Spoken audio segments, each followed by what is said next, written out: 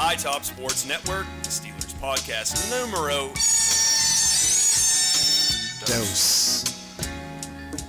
Yes. I picked this song for a reason, Joe. And that is? Because it's been raining all day. It's been raining all day. Not only has it been raining, but it's been like in buckets. As Roy Ayers would say, everybody loves the sunshine. It's going way fast. I remind people, we're excited the fall's coming, but ultimately, the sunshine just overrules everything else.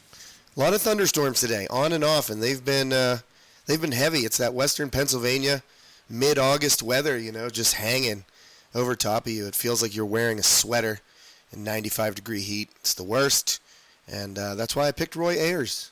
It was a wonderful choice. I'm looking for a better word to describe it. But Josh, thanks for joining me, and thanks for being a part of the second Steelers podcast here on High Top Sports Network. Before we go any further and talk about all the stuff we enjoy like the Steelers and get to go about our lives and enjoy those wonderful things that we have in front of us, Josh, we want to take a time and stop and reflect upon someone that we recently lost, and we know that person. And I know that person means a lot to you. So, Josh, without further ado, please. Yeah, my former basketball coach, my 7th grade basketball coach, Steve Hefner, passed away on Monday, August 9th. And the guy was just an institution in Armstrong County, not just sports-wise, but, his DJ company, First Class Productions, they did numerous weddings, private parties, fundraisers, community events. And a lot of people knew Steve. I can't even call him Steve. I call him Mr. Hefner. That's who he is to me. He was just larger than life whenever he was my coach in 7th grade. And Mr. Hefner was involved in so many other things, aside from coaching and aside from DJing. He was in a band. He did so much for the community, especially Ford City. And, I mean, that's a thing, growing up a Katanning kid, you always had this weird rivalry thing in your head about Ford City. And my 7th grade year, we merged to form Armstrong Central, and we merged with Ford City. And that's how I got to know Mr. Hefner. He was my basketball coach in 7th grade, and I just always remember him being fair, and always remember him being even-keeled. He was not a screamer. He wasn't a guy that was going to beat you down. He was going to point out your mistake and help you learn from it. And that's how I remember him as a coach, and it always kind of stuck with me. And I always respected him for the way that he coached me in 7th grade. But aside from, the kids that he coached, my age and other years that he coached, he was just, a member of everything in Armstrong County, the Lions Club, VFW. He did so many things with the Boulder Park Playground in Ford City. And, I just can't even go on to list everything. There's so many. I have his obituary open in front of me, and there's just so many things that he was selfless, absolutely selfless, and he gave so much to this community, Ford City and Armstrong County. And an institution, Joe, like I said, he will be sorely, sorely missed. His oldest son, Brent Hockenberry, a few years younger than me, but I remember him playing basketball. He played football with my brother Jake and his youngest son, Kyle. Our thoughts are with the Hefner and Hockenberry families, and Mr. Hefner will be missed. And eloquently said there, Josh. I don't think it was proper to go about doing the rest of this show without getting that off of our chest as High Top Sports Network. Again, as Josh said, our thoughts and prayers are with Steve and his family. The impact that he made will continue here in Armstrong County where we reside, and we will remember him for those things. Josh, getting into it. It is the night of a Steelers preseason game. It's about to come on here shortly, but we wanted to cover a couple things here first.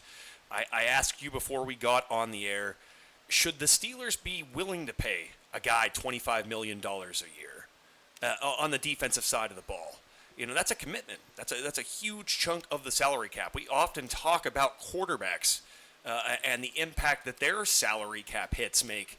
But $25 million is quite a lot. And you have to remember, you have Minkah Fitzpatrick that's going to be a guy that you're going to want to kind of be in the same situation this time next year with.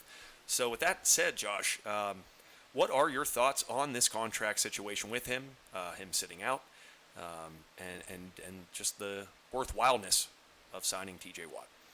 Pay the man. I mean, he's a transcendent player, once-in-a-generation defensive player.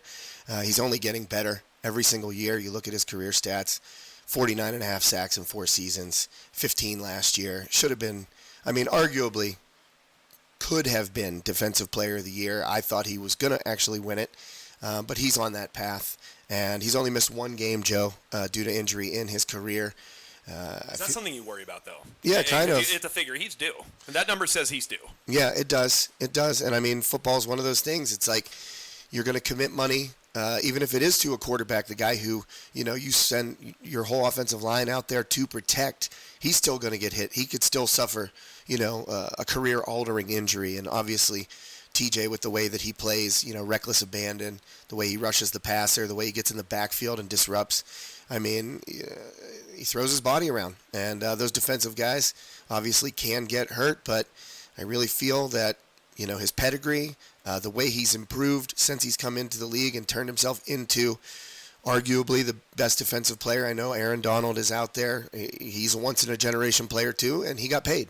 And I think TJ Watt should get paid too. I think the Steelers should sign on the dotted line, give him what he wants. I mean, I don't think his demands are outrageous, for what he's done and what he's capable of doing. And I feel like you got to pay the man.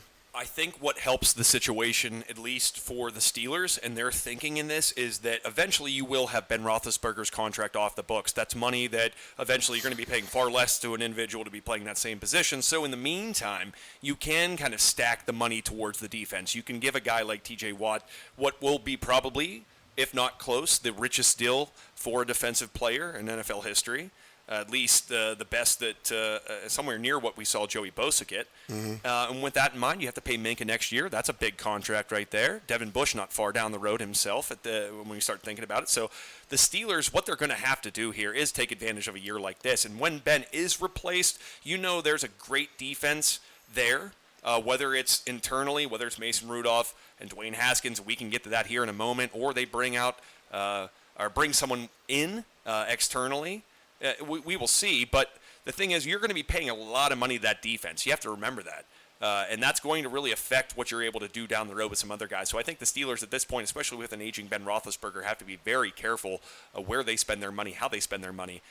Because, again, there's positions where you need to spend it. I'm not saying TJ Watt is not deserving of this, but the Steelers do have a knack for finding guys to fill that position at outside linebacker and do it well on teams that win.